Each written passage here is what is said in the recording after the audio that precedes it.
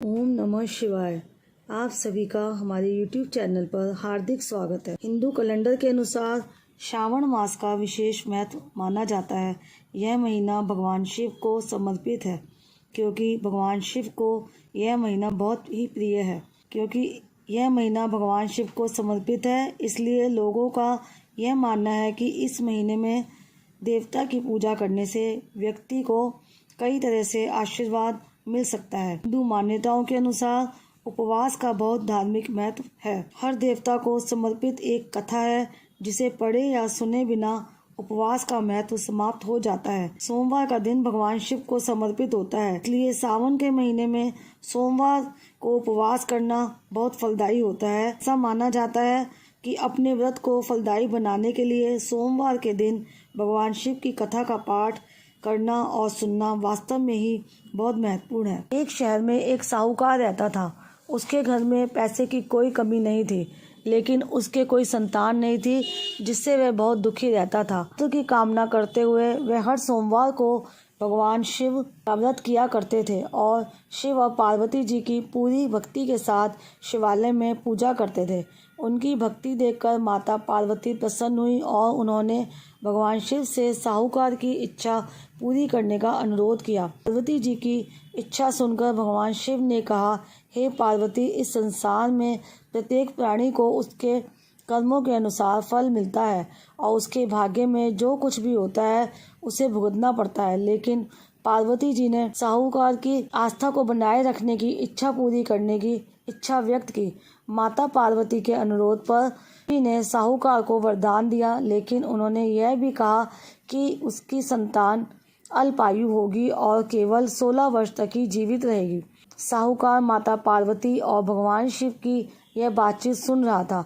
वह पहले की तरह ही शिव की पूजा करता रहा।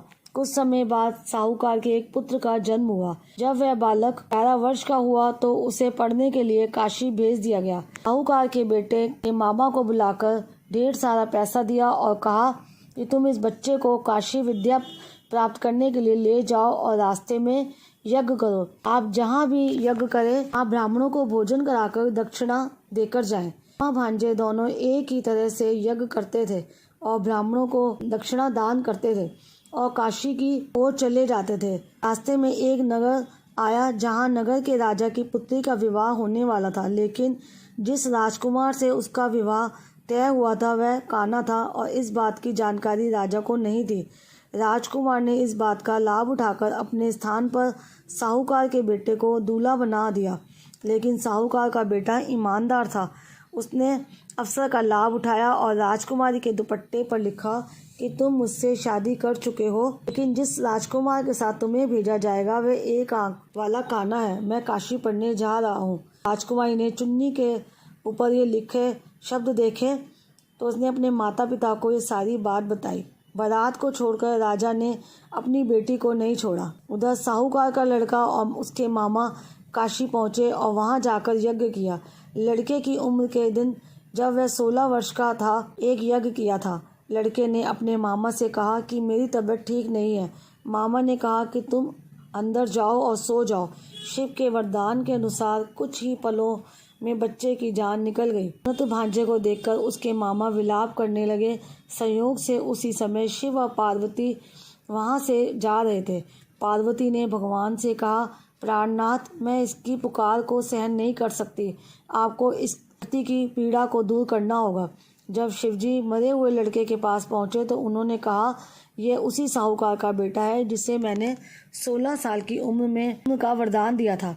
अब इसकी उम्र खत्म हो गई है, लेकिन माता पिता ने कहा है कि महादेव कृपा करके बच्चे को और उम्र दे, नहीं तो इसके माता पिता भी मर जाएंगे। तब पार्वती के अनुरोध पर भगवान शिव ने लड़के को जीवित रहने का वरदान दिया। शिव की कृपा से वह लड़का जीवित हो गया। शिक्षा प्राप्त करके जब वह लड़का अपने मामा के साथ अपने नगर लौटा तो दोनों चलते हुए उसी नगर में पहुंचे जहां उसका विवाह राजकुमारी के साथ हुआ था। उस नगर में भी उसने यज्ञ का आयोजन किया। उस नगर के राजा ने तुरंत उसे पहचान लिया। यज्ञ समाप्त होने पर राजा व्यापारी के बेटे और उसके मामा को महल में ले आए और उन्हें बहुत सा धन वस्त्र देकर राजकुमारी के साथ विदा किया। लड़के के मामा ने नगर में पहुंचते ही एक दूत को घर भेजकर अपने आने की सूचना भेजी। बेटे के जीवित वापस आने की सूचना से व्यापारी बहुत प्रसन्न हुआ। व्यापारी और उसकी पत्नी ने स्वयं को एक कमरे में बंद कर रखा था। भूखे प्यासे रहकर वे दोनों अपने बेटे की प्रतीक्षा कर रहे थे। उन्होंने प्रतिज्ञा कर रखी थी कि यदि उन्हें अपने बेटे की मृत्यु का समाचार मिला तो दोनों अपने प्राण त्याग देंगे। व्यापारी अपनी पत्नी के साथ नगर के द्वार पर पहुंचा। अपने बेटे के जीवित होने और उसके विवाह का समाचार सुनकर उसकी खुशी का ठिकाना ना रहा। उसी रात भगवान शिव ने व्यापारी के सपने में आकर कहा, हे श्रेष्ठी, मैंने तेरे सोमवार व्रत करने और व्रत कथा सुनने से प्रसन्न होकर तेरे पुत्र को लंबी आयु प्रदान की है। ऐसा सुनकर व्यापारी काफ़ी प्रसन्न हुआ। उम्मीद करती हूँ आज की ये वीडियो आपको पसंद आई होगी। वीडियो अगर अच्छी लगी है तो वीडियो को लाइक करके कमेंट बॉक्स में ओम नमः शिवाय ज़रूर लिखिएगा और चैनल पर पहली बार आए हैं तो चैनल को भी सब्सक्राइब ज़रूर करिएगा।